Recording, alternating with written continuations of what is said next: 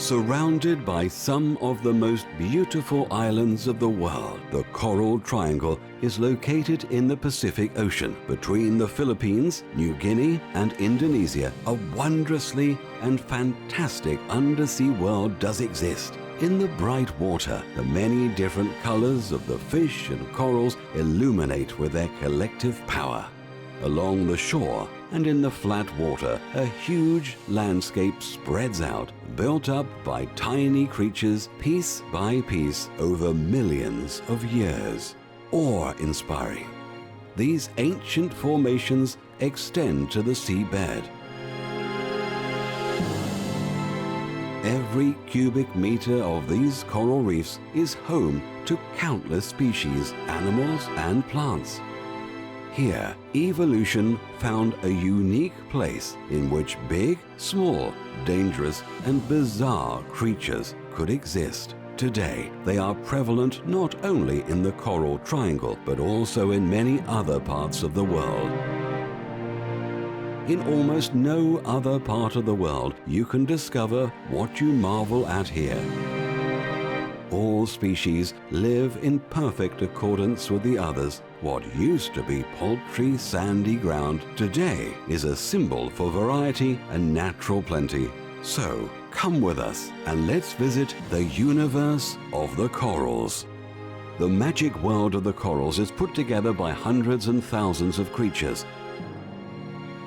Such diversified games of nature are only found in a few parts of the world. The Great Barrier Reef off the Australian coast is probably the most famous coral reef, but in the waters between Indonesia, the Philippines, and New Guinea, a coral triangle spreads which has the biggest marine diversity. 5.7 million square kilometers are covered by this marine dripping point. This region is the home of 3/4 of all coral species. In contrast, the Caribbean is the home of not even 10% of all corals. This nameless variety makes the Coral Triangle a fantastic and amazing landscape underwater.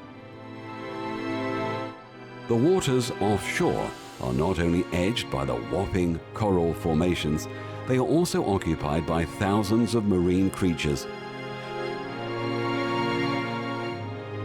The warm water bodies of the Indo-Pacific are the perfect environment for small, big, predaceous, and peaceful fish. Even more marine creatures found a home between the coral canyons, in countless caves, and the cantilevered seaweed meadows. Although most of those species are not known by people, the reef's variety would be much poorer. More than 2,000 types of different coral fish can be found in the colorful reefs of the triangle. Hawaii, also known as a natural paradise and praised for its variety in species, does not even have 500 types. The unique conditions of the Pacific Sea did not only attract countless common fish, they also launched complete new species.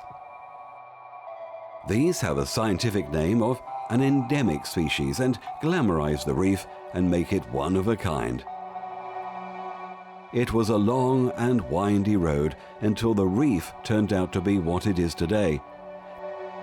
The beginnings of this picturesque undersea world are hidden deeply in the history of geology. The Coral Triangle borders on the world's most active volcanic region, the Pacific Ring of Fire. This huge chain of volcanoes, with its chimneys and volcano funnels, spreads out from South America to Alaska, and from Alaska to Japan and New Zealand. But only a few of these volcanoes are located on terra firma. Most of them are on the seabed. It is here where tectonic plates are pushed one below the other and finally are fused at the mantle of the Earth. The constant eruptions and ejection of minerals and other materials over millions of years led to the thousands of islands along the Ring of Fire.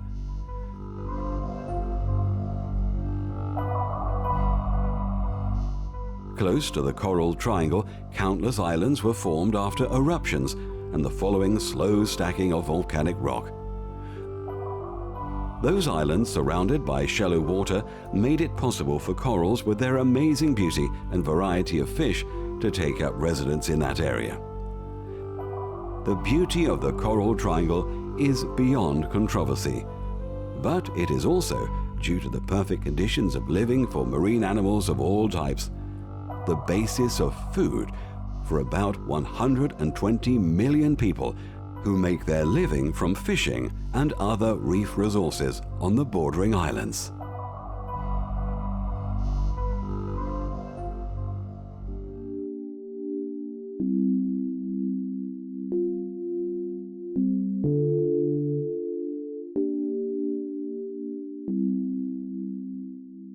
One of the best-known residents of the coral reef is the anemone fish. The anemone fish are a specious species, but only 2 of the 29 species are called clownfish. In spite of everything, the exponents of the anemone fish are known as clownfish to almost everybody, not least caused by the adventures of a small animated clownfish father searching for his son. He spends his life almost solely in and around an anemone. The tentacles of the sea anemone provide this little fellow a welcome protection from predaceous animals and hunters. As a recompense, this brave fish banishes other dodgers such as butterfly fish or filefish who like the taste of the sea anemone. You might think sea anemones are plants, but they are animals. They are even able to change their place of location. However, this act is very stressful for the animal, which is normally deep-seated in the ground, to fish food out of the water with its tentacles.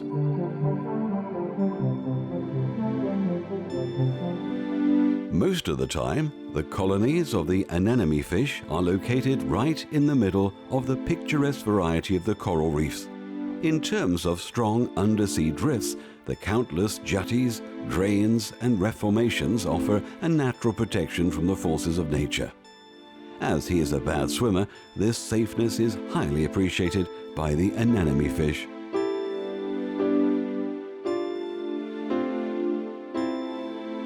The next resident, wiggling through the hillsides and gardens of the corals, is not as peculiar as the shy anemone fish. To linger almost his entire life in an anemone would never cross the mind of an anthias. The anthias forms some of the biggest shoals in the coral reefs worldwide. Hundreds, up to thousands of these animals build groups to hunt oceanic plankton, which is the nourishment of most small fish.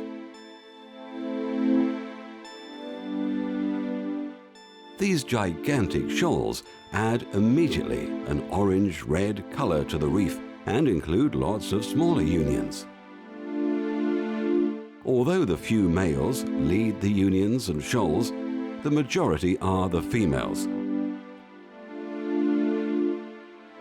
This is caused by the fact that all anthias are born female.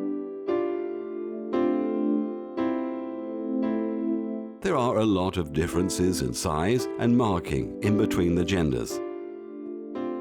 Scientists call that a gender dimorphism, but as our eyes only can see the orange-red color of the young females in such a big shoal, these dimorphisms are not really recognized. The females stay in their harems until the male dies. Then the strongest female turns into a male within only a few days and assumes the leadership of the harem. This sex change is not unusual for coral regions and helped a lot of species to survive years of evolution. Nearly indefatigable, the shoals cleave through the different features of the reef. The monumental formations seem to watch over the sea through the ages. Like a part of the ocean bed, the reef appears as a component of the earth since its formation. But as every animal, the coral started once very small. The cornerstone of the huge coral reefs is one single polyp, a small cnidaria. Together with also small alga, they form a symbiotic collective. While the polyps guarantee the alga, called Symbiodinum, a safe place, the alga supply the polyps with energy using the aid of photosynthesis. When the alga starts the photosynthesis, a bond of carbon dioxide to sugar takes place. The result is usable energy, which is the basis for the reefs.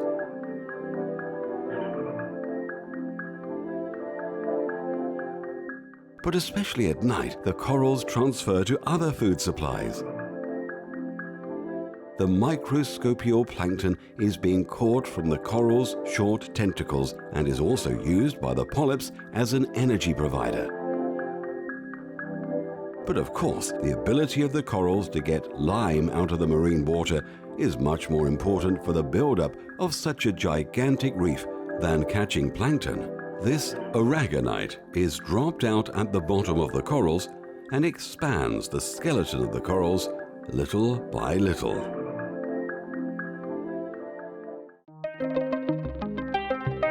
The stonefish highly appreciates the now emerging possibilities to couch. Stonefish are quite a small subspecies of the ray-finned fish. Their head is dominated by a wide and big planed mouth. Their skin is irregular and interspersed by various colors. At the hillsides of the reef, those hunters brace themselves and scan the environment for potential food. When it comes to swimming, they are in an inferior position to their prey animal, and so they use their surroundings and assimilate to their environment. As you may suggest by their name, stonefish look a lot like rocks and boulders, and they love to masquerade like rocks. Due to the raw ground-level structures of the reef, stonefish find quite a few possibilities to hide.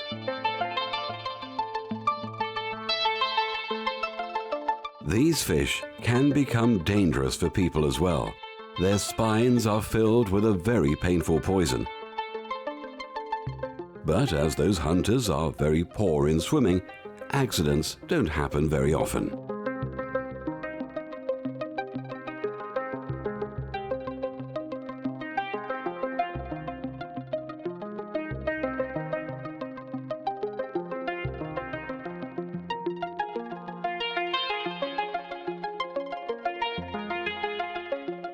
Other than his clumsy relatives, this firefish is moving gracefully through the coral world. His light, fan-shaped pectoral fins make him look elegant and threatening at the same time. The many stripes and rays of the firefish are not only just for beauty. They also blur his contours and give him some kind of camouflage battle dress. He is one of the most dangerous hunters in the reef. Like the stonefish, the firefish is known for its poison. The fins evenly spread all over the firefish's body, and they contain the poison. It is extremely painful, but at least for people, not deadly. However, the firefish does not use his poison for hunting. He saves his poison, just in case other predators, such as the moray, might attack him. If the firefish has to defend himself, he points out his poisoned fins to his enemy. In most cases, he is able to drive back his rival. His delicate fins are not just nice to look at, they are essential for his survival. Not all exponents of the firefish possess the same fine fins or the same elegant dorsal fin. The wide fins of the Pacific lionfish look like waving flags while he is moving through the reefs and landscapes. He is inactive most of the day and keeps away from the other inhabitants of the coral sea. His body is not designed to keep the speed high. He uses the shelter of the darkness to come closer to his prey animals. But there are more exotic animals living in the darkness and winding chasms of the coral reef. The frogfish is not really one of the most elegant or beautiful coevals. In front of the green, muddy setting, he seems to disappear. Just like an overweight version of a land-based chameleon. But there are other creatures preferring lighter colors. Frogfish don't visit the reef very often. Usually, they prefer the seabed in a depth of a few hundred meters. But if they are in the reef, they act in a similar fashion to dragonheads and firefish. They couch and they camouflage. Sometimes it works, sometimes it doesn't. Of course, dark specimens have an advantage when it comes to a camouflage. But what is making them feel more confident could also be their highly effective poison. If you don't have to fear predators, you don't need that much protection while hunting. And now, what is this whizzing onto the screen? A mantis shrimp. For all intents and purposes, the mantis shrimp is one of the most amazing creatures of the sea. Being not even half a meter long, their capabilities make some of the biggest bandits go green with envy. Their constantly moving, big telescope eyes might be the most eye-catching feature of the mantis shrimp. Their almost complete panoramic view is enhanced by one of the biggest color perceptions in the animal world. Unlike people who can only distinguish 3 primary colors, and their minds then make up the colors from those 3, the mantis shrimp is able to see 16 primary colors. Hunting is his daily work. And with this color sensitivity, the shrimp has an extra advantage. In hunting down his prey, he is one of the most creative exponents of the predators. His pincers make killing weapons. Once his prey has been spotted, he strains his pincers to the back and lets them clap against each other within a split second. The result is a blast wave that shocks every prey and makes them unconscious immediately. But the real danger hits the victim afterwards. The concentrated energy of the pincers forms little cavities in the surrounding water, which implode shortly and put the prey over the edge. The mantis shrimp is a good example of an animal that looks quite harmless at first sight, but is actually one of the most deadly creatures of the sea depths. Facing those hunters, it is good advice for sweepers to hide in this old wreck. There are a lot of ships and aircraft here from years of war in the Coral Sea. Just a few meters away, things are more brighter. Fish and corals with flamboyant colors silhouette against the remaining blue of the wide ocean. Like a bunch of flowers, these corals stick out of their fundament. But those reefs don't just look amazing. They are the base of offshore life. Built over centuries, those iron structures are the guarantee for the reef residents' survival. By countless corals, chasms, alcoves, and walls, the biotope is protected from storms, tides, and other elements. At some spots, the reef looks like a big underwater city. Different fish, bigger and smaller ones, are busy with their activities. It's as if they have their own road system. The different kinds and species swim in their own lanes. Some seek a place to rest in the caves. Others speed straight through the landscape while searching for food. Smaller fish try to find some food in the protection of the chasms. Bigger fellows prefer the outer reef cliffs for their search for food. Looking at this stony coral, it is no wonder at all that most of the time corals are considered as stone or plants rather than as animals. Indeed, it's difficult to appreciate that the coral is alive. Only when you look at hundreds of polyps open and close themselves rhythmically, the real character of these flower animals is revealed. For a long time, this pulsation of the polyps mystified scientists. Today, we know it supports the reallocation of the water and the photosynthesis. For sea stars, the reef is a perfect spot to settle down. Unlike other residents of the reef, the sea stars don't have to hunt that much, as the food of many sea stars is the reef itself. And over the last few years, that becomes more and more fatal for the coral reefs. The eating activities of the sea stars threaten many regions in the Coral Sea. Within a short term, millions of them attack a reef and demolish huge areas of those sea gardens.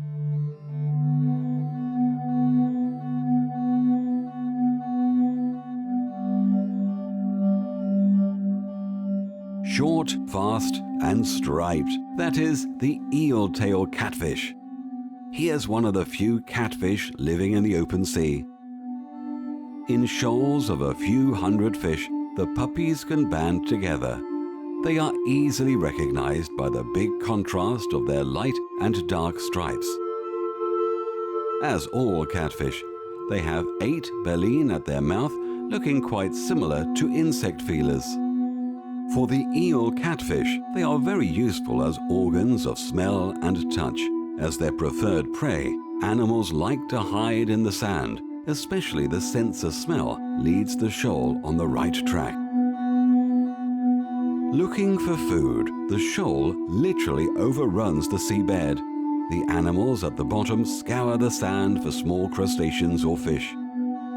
Their groping baleen help them to discover their prey. Simultaneously, their conspecific overtake them at the top. Like an inexorable roll, the shoal blazes its trail through the hunting grounds of the reef. Being part of a shoal does help the eel catfish aside their daily rambles for food. The massive animals, the flowing movements, and the contrasts of the stripes fool potential predators. They think the shoal is one single huge fish. Besides this delusion, catfish rely only on poison on their back. The poison is located in sharp quills and causes strong pain, even for people. But at a time when the catfish uses his poison, it's already way too late for him. This is the reason why the protection of the shoal is so important for him. It makes a lot of sense to coordinate to form a shoal. The mirror neurons are the key.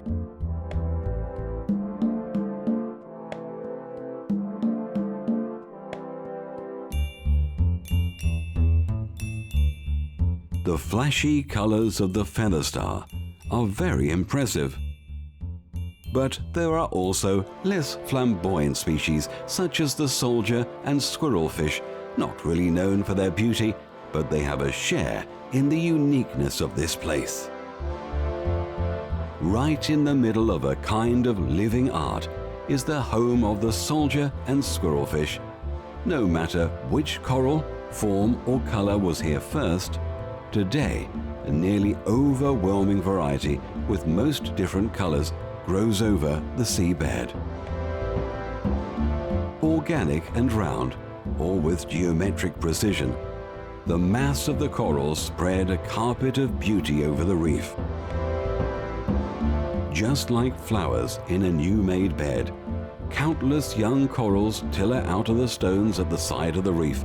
To catch enough sunlight for their growth, especially the sprouts at the bottom, will turn upside in the near future. However, it is really hard to protect coral reefs. The hazards have never been as big as today, although a lot of organizations fight for the reefs. In the future, the biggest danger for the reefs will be the global warming of the sea.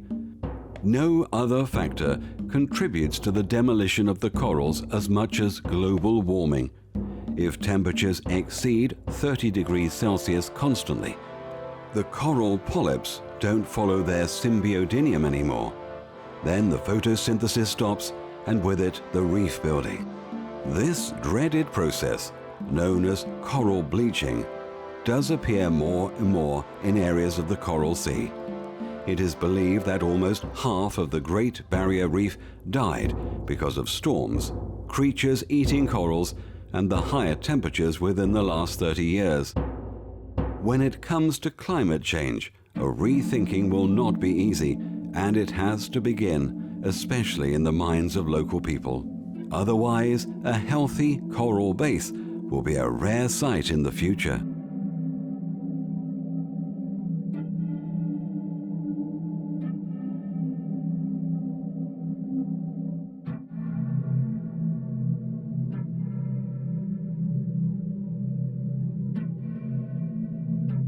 It appears that this snake, making an excursion on the beach, got lost. That is what it seems to be at first sight. In fact, also, reptiles like this sea snake loop through the reefs. As her ancestors were living on land, a lot of their characteristics can be found by sea snakes. For example, they still have lungs and must therefore come to the upper water frequently to breathe. Similarly to snakes on land, the sea snakes have a dangerous poison. Sea snake poison is one of the most effective snake poisons ever. As usual for those kinds of poisons, it paralyzes the arms and legs and finally the lungs. The bite of a sea snake does hurt comparatively less, and as they have very small teeth, it is often not even felt, but they are really malicious. But don't panic, there are almost no critical injuries as the snake uses her poison only in emergencies.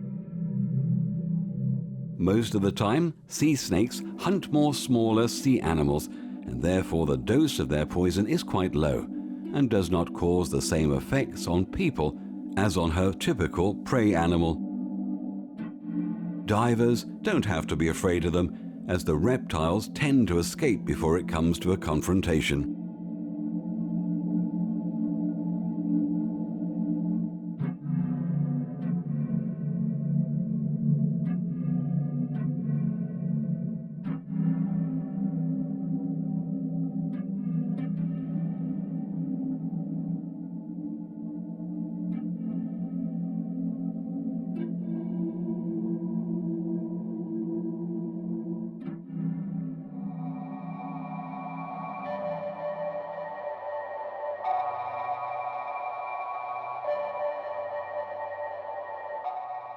The snappers are a specious species in the coral's cosmos.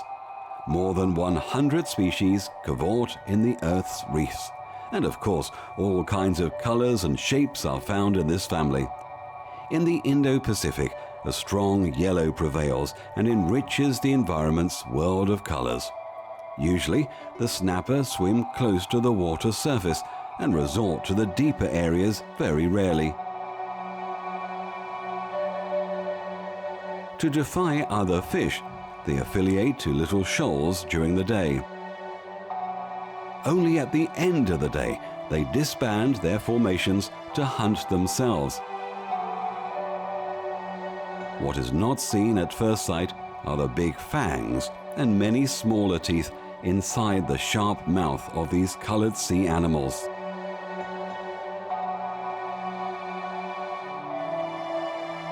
The grunts use the yellow section of the chart of color as well, but not as much as the snappers. Typical for all grunts are the many spots covering the whole body, except the underside. In some way, he looks like the maritime leopard, but of course he is more peaceful. Small invertebrates are the only animals you have to beware from the presence of grunts.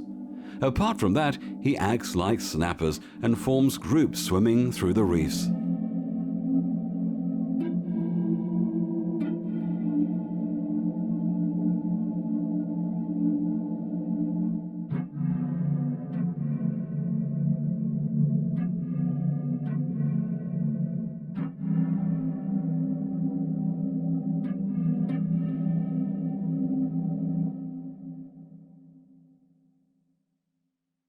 The most dignified creature of the sea is floating above this coral base.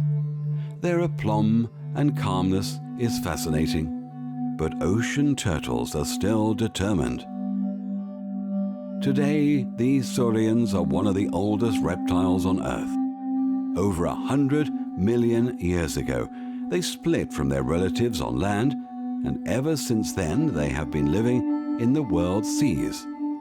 Over this immense period of time, they saw the rise and fall of the dinosaurs, witnessed the continents moving to their positions today, and survived some of the biggest catastrophes hitting the planet. Animals and plants on land and in the sea changed over these years, but the turtle's DNA was hardly transformed or defined.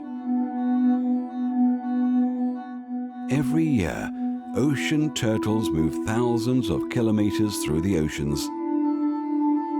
For years, they swim the seas, they visit countless islands, reefs and sandbanks, and yet still return to their place of birth for their egg deposition. Until today, science does not know why the ocean saurians are so attracted by their place of birth. However, there are guesses that the turtles use the salt content of the water and the magnetic fields to orient themselves on their long journey back to their homeland.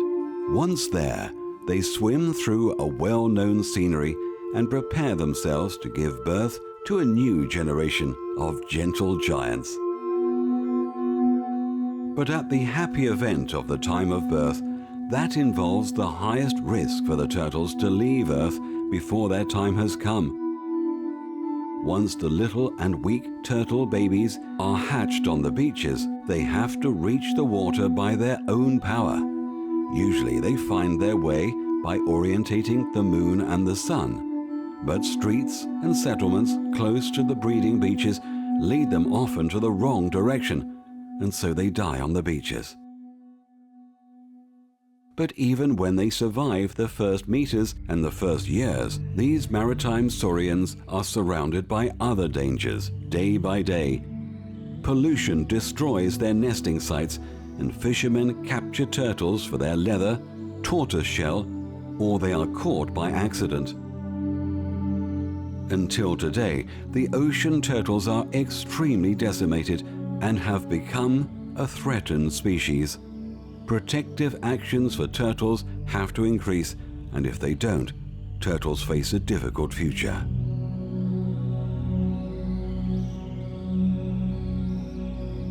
But let's turn to some more enjoyable sea stories. There are lots of inhabitants in the reef who turn their home into an extraordinary place using nature's gifts.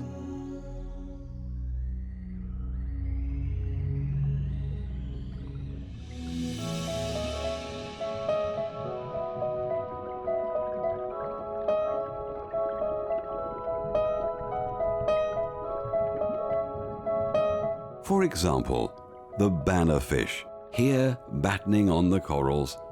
He was named after his high fin at the back. It's absolutely impossible to miss the oceanic bird of paradise. The bannerfish does need his wide banner mostly during the pairing season. He hardens the long antenna to be able to have a hard fight with his rivals. After a fight, the winner stands tall and will try to win the female's favor. Once two bannerfish found each other, they stick together faithfully and give the world, year after year, new blood. For the graceful fish, the reef is paradise on earth. The copious fissures and cracks in between the corals are a perfect place to hide for the bannerfish. But they are not the only ones to use these hideouts. There are many whirled and agile fish appreciating those hideouts like the bannerfish in the reef. For example, these two blue-cheek butterfly fish looking for food at the tongue of the reef. The colorful fellows are doing this in a quite unhurried fashion. There is no wonder for this, as there are no predators around. If there was, they would not choose these tiny fish for lunch anyway, since the reef offers more than enough possibilities. The blue-cheeked butterfly fish even despise the stony corals today. Especially the young polyps of the stony and soft corals is very delicate food for the colorful fish. Apart from that, they subsist alga, plankton and krill. The bannerfish and the blue-cheeked butterfly fish have one rare thing in common. They are faithful their entire life. That's why we see these gorgeous fish almost every time as a couple. A little bit further underneath this whispering sweet-nothing blue-cheeked butterfly fish couple, two bannerfish linger through the coral scenery. As bannerfish have quite small vertical fins, they are not really able to move any faster. But in case of danger, they can be in full cry and shake off the opponents.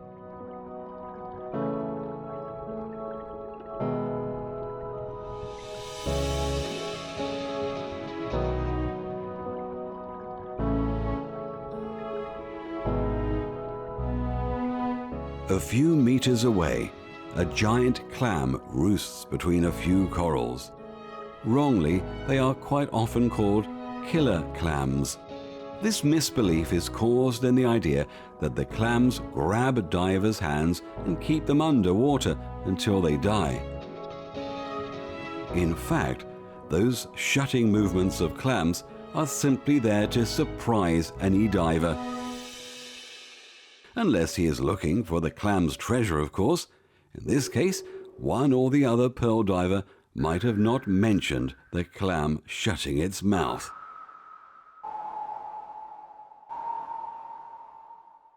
Indeed, the blowfish does look a bit funny, as he doesn't look like the images from movies or pictures remotely.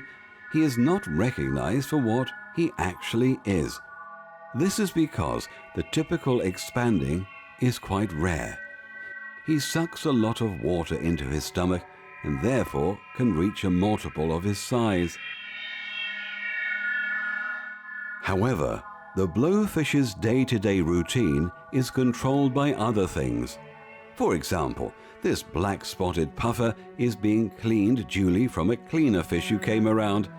Especially the cleaning of the gills and the vertical fins is vital, as at these parts infections and illnesses can have the most impact.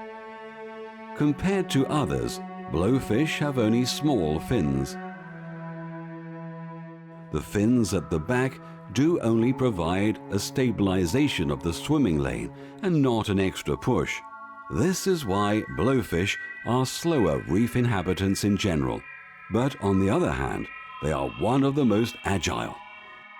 They can move in the narrow reef's tract of veins without hindrance, and other than most of the fish, are able to swim backward. While on foraging, their beaked mouth is a big help. Instead of single teeth, there are whole plates of teeth, which are perfect to take parts of corals or smaller animals of prey apart to pieces.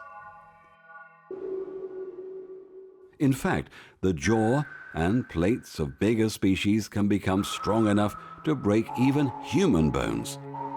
Besides, the blowfish does not have to fear to scuff his teeth. They grow again continuously. But better known and more dangerous is the blowfish's poison. It is one of the most toxic substances a fish can own.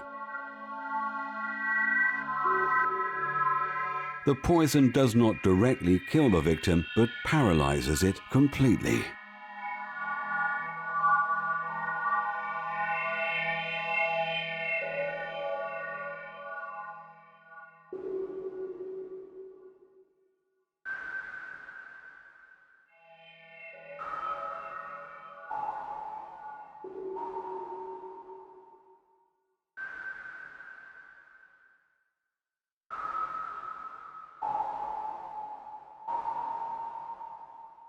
The triggerfish does in fact not really look more gracious, but at least more colorful than his poisonous relative. Opposite to the blowfish, he is much easier to hunt for his enemies. To escape the maws of the hungry predators, he uses his dorsal fins to stick into the tightest corners of the reef. Also, while searching for food, the triggerfish can compensate the lack of poison. He uses his strong mouth to turn around stones and salvages the delicate food underneath. Of course, he does not succeed every time, but once finding dedicated food does remunerate his efforts.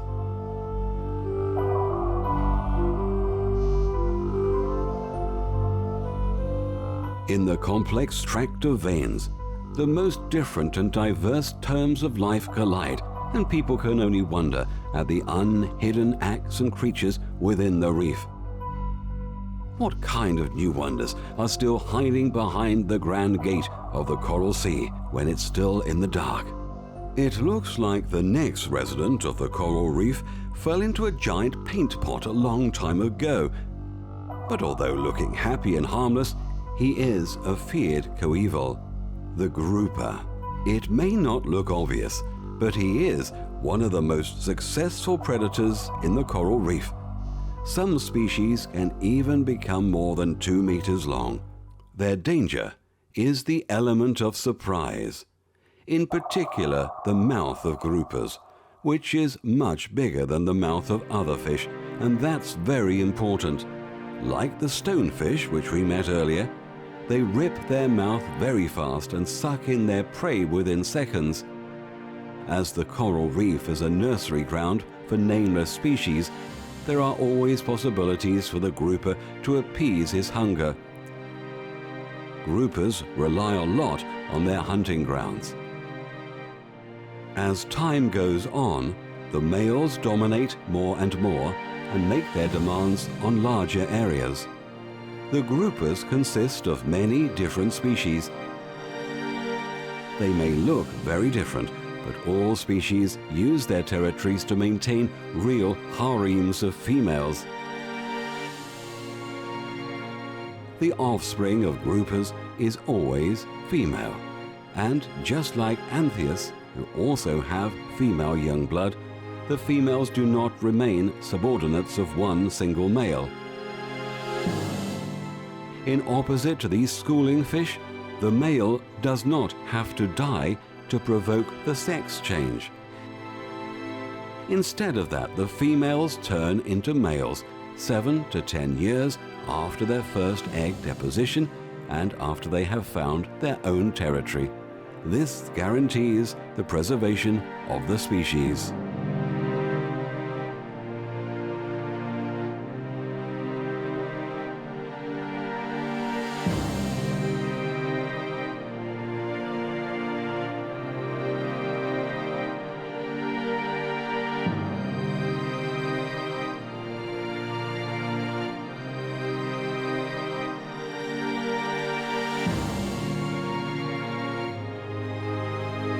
What seems to be a sea snake at first sight is in truth a moray.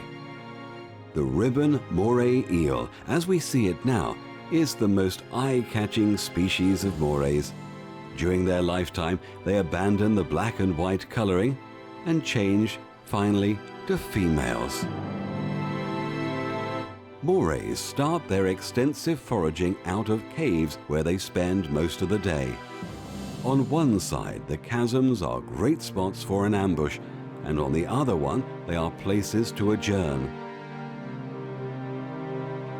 Some species even spend their entire life in the countless caves of the coral reef and never reach the open water bodies.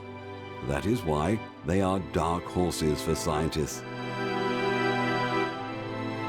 Characteristics for all subspecies is the pulsating opening and closing of the mouth, but that is not a threat. It is just their way to breathe.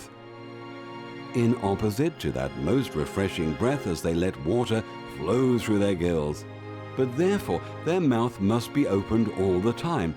It is these contrasts that make a beautiful part of Earth to a center of biological variety. In the evening, most species go for long forays through the reef on their search of food.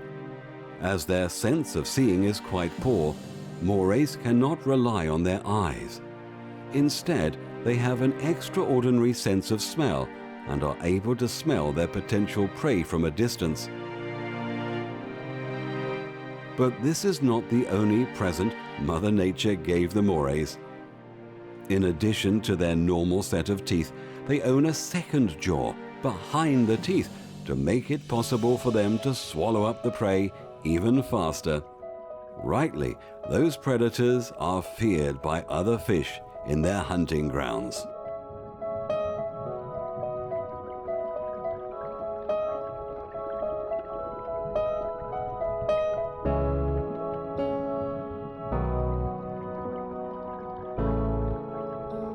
Have you heard of the expression, as flat as a pancake? Well, that is a very good description for our next guest. A blue-spotted ribbon-tail ray does strobe the underground at the sandy foot of the coral reef for food. This is how the ray spends most of the day on the seabed. Although eating smaller animals most of the time, he waylays a bigger morsel of food from time to time. Once leaving his spot of lookout, he floats with elegant pounding of the waves through the magical underwater scenery. It looks like a family reunion is looming. A giant shoal of mackerel is visiting the reef. Usually they live in the open sea, but they keep the coral reef with its countless possibilities to overindulge always in mind. The mackerel also use the mirror neurons to coordinate those impressive shoals. Some species do not have an air bladder and are constantly on the verge to sink down. The resultant constant swimming is relieved by the shadows of the drift they give each other. Another advantage of a shoal is that it makes it harder for predators to concentrate on single fish. In fact, it can happen that shoals attack the hunters. If a mackerel shoal is impressive, wait till you see a shoal of barracudas. Barracudas are the silver arrows of the sea. Their natural form, muscular and streamlined bodies, seem to be made just for powerful sprints. Once spotted their prey, they can reach speeds up to 50 kilometers per hour. But their most dangerous weapon is hidden in their long mouth.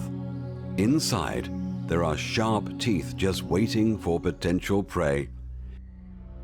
Especially in a big shoal like this one, barracudas are one of the most threatening predators of the sea. However, barracudas only stay in such big groups in their adolescent phase. Once grown up, they separate and hunt on their own. You simply have to admire that silver reflecting mass of fish in perfect coordination, although they are basically nothing else than an allegory for a merciless hunter. Just like the barracudas, there are two sides of every story. Day by day, hunters and hunted are living only a few meters apart in the reef. Surrounded by nothing but the endless blue of the sea, current regeneration is the center point of this colorful world. But what is hidden behind the first sight is more than the regeneration of the reef. It is the constant creation of new animals, fascinating the earth with their beauty, dangerousness, and uniqueness.